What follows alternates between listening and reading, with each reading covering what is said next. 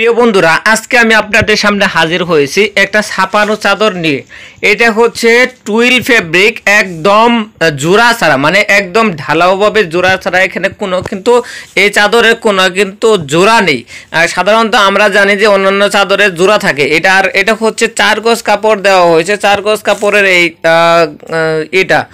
চাদরটা, এটার সাথে 2টা পিলো কভার আছে। পিলো কভারটা আমি দেখিয়ে দিব। তার আগে এগুলো সম্পর্কে একটা কথা বলে নেই। এই কালিটা হচ্ছে একদম পার্মানেন্ট ভাবে স্ক্রিন প্রিন্টে করা হয়েছে।